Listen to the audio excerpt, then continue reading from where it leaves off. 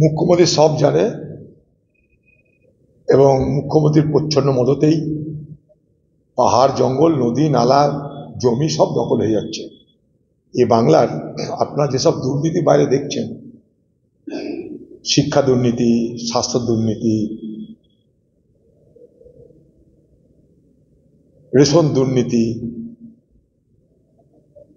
এ সবকে ছাড়িয়ে যাবে এ বাংলার জমি দুর্নীতি। জমির চরিত্র বদলে, জমির শ্রেণী বদলে, চাষের জমিকে ব্যবসায়িক জমিতে রূপান্তরিত করে, জঙ্গলের জমিকে কমার্শিয়াল ল্যান্ডে রূপান্তরিত করে এ বাংলা জুড়ে জমি লুট চলছে। এটা কিন্তু এই মুহূর্তে পশ্চিমবঙ্গের সবথেকে বড় দুর্নীতি, জমি দুর্নীতি। এবং যে জমি দুর্নীতির মন্ত্রীর নাম মমতা ব্যানার্জি। অর্থাৎ মমতা ব্যানার্জির অধীনে পুলিশ, স্বাস্থ্য, জমি, যেখানে যেখানে মমতা ব্যানার্জির নেতৃত্ব, যেখানে যেখানে মমতা ব্যানার্জির মন্ত্রক দেখা যায়, সেখানে কিন্তু সব থেকে বেশি ভয়ঙ্কর ধরনের দুর্নীতি হচ্ছে।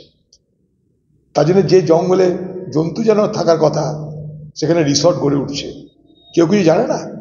মুখ্যমন্ত্রী বলেন সন্দেশখালিতে কিছু ঘটলে 1 সেকেন্ডের মধ্যে আমি জানতে পারি। তো উত্তরবঙ্গে তো আপনি আরেকটা রাইটার্স করেছেন, উত্তরায়ণ না কি করেছেন, তো উত্তরবঙ্গের খবর কি আপনার কাছে আসে না? সেখানে কি আপনি জানতেন না? এখন নাটক করছেন। যখন দেখছেন বেশি শোর সারাবা হয়ে গেছে, বেশি হল্লা হয়ে গেছে, তখন আপনি সেটাকে ধামাচাপা দেওয়ার চেষ্টা করছেন। একটা রিসর্টকে ভেঙে দেওয়ার আদেশ দিয়েছেন? বলুন। ও তো এখনই তো মেয়রকে ঘাট ধাক্কা দিয়ে পদ থেকে সরিয়ে দেওয়া দরকার। যেসব মেয়র আছে কর্পোরেশনের, সল্টলেক কর্পোরেশনের যারা দায়িত্বে আছে, সেগুলোকে সরাব আগে। তাদের গাফিলতি নয়, নোট খেয়ে, পয়সা খেয়ে সব কাজ হচ্ছে এগুলো। মানুষের জীবন নিয়ে, মানুষের গৃহ নিয়ে, আবাস নিয়ে, সর্বত্র এইভাবে মানুষের স্বার্থকে জলাঞ্জলি দিয়ে শুধুমাত্র নিজেদের আখের গোছাতে ব্যস্ত তৃণমূলের নেতা মন্ত্রীরা। যারা কর্পোরেশন চালায় তাদের বিরুদ্ধে ব্যবস্থা কই? যারা প্ল্যান পাস করে তাদের বিরুদ্ধে ব্যবস্থা কই? যারা প্রমোটার তাদের বিরুদ্ধে ব্যবস্থা কই?